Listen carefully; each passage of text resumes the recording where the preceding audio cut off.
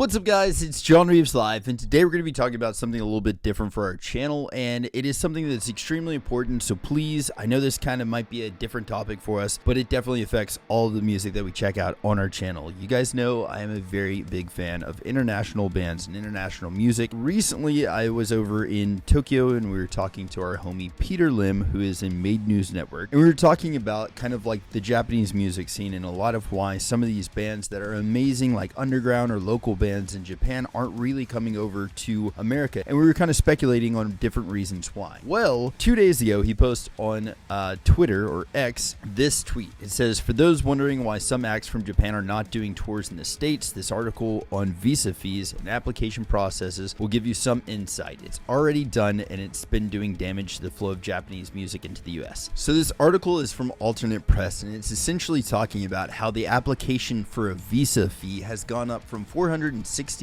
to about $1,600 or $1,655. This is per person, by the way, per person in the band or management or freaking sound tech or your freaking driver or anything. Per person, $1,600 that you have to spend just for the application. That can actually still be denied, and it's non-refundable. So if this application process does not go through within the 4 to 6 month time frame that you're expected to have to wait for this thing, you do not get that money back. So in saying that, let's break down this article a little bit more. It says, on April 1st, the United States Citizenship and Immigration Services instituted a 250% visa fee increase. Artist advocacy groups and immigration lawyers are concerned it could have devastating effects on the emerging talent worldwide and local music economies in the US. So essentially, whenever they're talking about these local music economies, they're talking about bands from overseas that might be able to draw anywhere between like 50 to 200, 300, 400 people in their venue. They're not able to showcase those bands anymore. This bands from all over the world that are having to actually apply for this visa. So they're losing out on that. There's so many other avenues that people are losing out money on just because of this fee, and we'll get into that here in a little bit. So it says, what are the costs? If you're a musician outside of the United States hoping to perform stateside and file your paperwork visa before April 1st, the cost per application was about $460. And by the way, this is April 1st, 2024. So this was last year, April 1st. After that date, it is moved to $1,615 or $1,655. Bands and ensemble groups pay per performer. A standard rock band of 4 members went from paying $1,840 to around $6,460. And if you can wait a few months for approval, add $2,800 per application for expedited processing. If the application is not accepted, that money is not refunded, on top of losses from tour cancellations and missing out on significant potential career-changing opportunities. There are a few exemptions to something along these lines, and let's talk about that really quick. It says all international musicians require work authorization to perform in the US. There are few exemptions. Those are reserved for showcases throughout the visa waiver program, like what is often used by South by Southwest, where international artists perform exclusively at official showcases without pay and for exposure. Now that does happen quite often, where there will be like a Japanese showcasing where necessarily there aren't tickets sold for the event or the artist isn't getting paid. They're getting paid in exposure, and that does happen quite often. It might be a thing where they do get travel accommodations or something along the lines. They just can't make a profit off of that show. And I'm not sure exactly how that all gets worked around, but there are, I guess, those workarounds, but that's very specific, and that's for only these showcases. And it's not for everybody. And I'm assuming that the paperwork is very scrutinized on what exactly gets to be considered a showcasing. That's not necessarily everything. And again, if you're playing shows over here, you would expect to get paid over here because these bands also have lives and bills where they live. So it's insane to think that we can bring bands over here to play for free. So then this goes on to say, why have these fees jumped so much? It says 2 reasons. They hadn't in some time, and because of the immigration officials are scrutinizing the process more closely. The last increase was in 2016 when it grew from $320 to $460. The US government is putting more and more burden on the application process, says Castro, which specializes in visas for musicians, entertainers, and athletes. He says 20 years ago, the application was just about about 2 or 3 pages. Now they're 15 to 20 pages, which is insane. I've actually kind of looked through a lot of this application process, and it's not only the 15 or 20 pages that it's talking about here,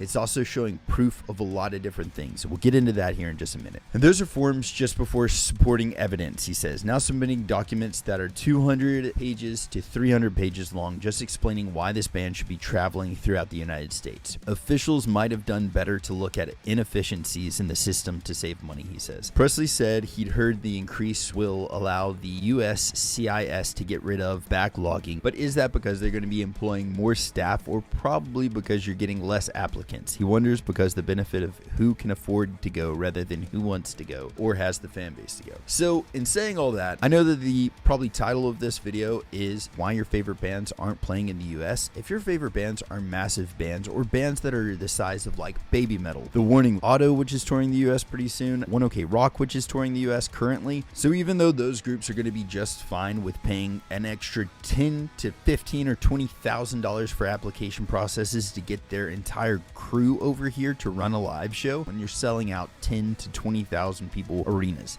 that's totally fine. But with smaller bands like the band Mr. Fantastic, they're not going to be packing out these multi-thousand people venues, and because of that, they're not going to be making that much money. And a big thing here is it's not necessarily only cutting off the musicians or the bands that are trying to tour here, it's also crushing a lot of local commerce that's going to be coming through. Tax dollars that are going to be spent going to hotels for the fans of these bands, paying for tickets. Every single ticket that you buy, you're also paying state and local sales tax. So the government is also losing out on a lot of local money that the local communities are actually going to be spending to go see these bands. They're losing out on a ton of money in just that alone. So one thing on this article that I did want to talk about, I am not into politics at all, but I am going to say this really quick. It says, why have the applications changed over time? Castro says that some of it is to account for abuse in the system, to make sure that individuals that are coming here for certain activities actually use those activities in place. But the increased scrutiny is a lingering effect from the Trump's administration immigration policies. Now, yes, that does make sense to me, but also keep in mind this thing actually dropped April 1st, 2024, which was 4 years into Biden's administration. So any of these lingering policies, and this in particular thing, didn't have to go through. It's bipartisan sweeping it under the rug, and in my opinion, it's bipartisan burning of a cultural bridge. So if we don't get past the is it Trump, is it Biden, is it whoever, we're not going to get the issue fixed. So the next thing this article says is, who does this harm? It says Dua Lipa, the Rolling Stone said, are they going to pay these fees? And it's not even a rounding error. They can misplace $1,200 in their budget and they won't even notice it. It's the indie rock bands, niche scene acts, jazz musicians from Japan that will be affected. Every dime counts, and they have very small margins, he adds. He said, we've already got a problem with not enough musical acts breaking through the next level, and this is going to stop them from getting that chance in the States. Touring the US is a pipe dream for any independent act, he says, and it's in danger of not even being a dream. He also points out that there will be a ripple effect. Musicians, drivers, tour managers, and beyond who would be hired to work with international talent will lose work. Venues will lose fruitful bookings. Festivals who focus on international talent will reduce in size. The cost of tickets could increase, and so on. I will go on and say the cost in tickets has increased dramatically, and I'm not sure if it's only on the Ticketmaster side or else, but it is definitely getting more expensive. They also said that these increases could affect US music culture, the richness of the music economy in terms of diversity in genres. If lesser known global genre artists cannot perform in the US, audiences will miss out on critical cultural exchange. We need a marketplace to be friendly and acceptable to all those different types of musicians. I could not agree with that part anymore. That is the biggest part that is bothering me about this. The fact that there are so many bands out there that are wanting to play the US and come see the United States market, that are dreaming of breaking out over here, have now this paywall that it's all hidden behind. And it's like, how exactly are they supposed to be able to get over here whenever flying out here is expensive enough? These costs for these application fees on top of that makes it impossible for a smaller band to be able to do that. One thing that they scared me with here, it says if the US is making it increasingly difficult and expensive expensive for musicians to come here, why wouldn't other countries do the same to our artists? And that, in my opinion, is probably one of the most damning things in this. So in talking about this, I actually talked to my friend Ryan, and we were talking about exactly what does this cost look like? Like, what is the actual breakdown of these filing fees? Because if you look online, it says about $205 is the application for the visa.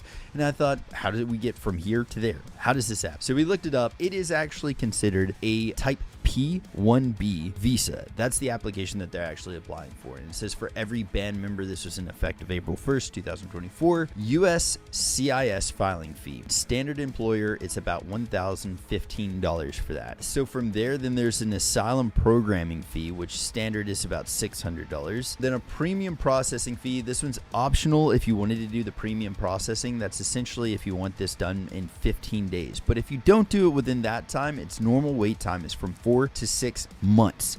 That's how long it takes for these visas to come back in. That's insane. So your total estimated cost on that is about $1,615. That is an insane amount of money to expect any individuals to come over here and play music for us. It's spreading art and its culture. And like I said, there's already an insane barrier of entry and travel and all the fees that come with coming over here. For them to even break even, it's an insane endeavor. But on top of that, the amount of money that the US government or the local and state governments are missing out on from all the money that is being spent at these concerts, all of the drinks, the food, the hotels, the gas, everything that they're missing out on by creating such a high cost application process for each band member is insane to me. So if anything, if there's an argument to be made for why the government should maybe cease these application processes, if all they care about is money, think about the fact that there are literally tens, if not hundreds of thousands of tax dollars that you guys are not getting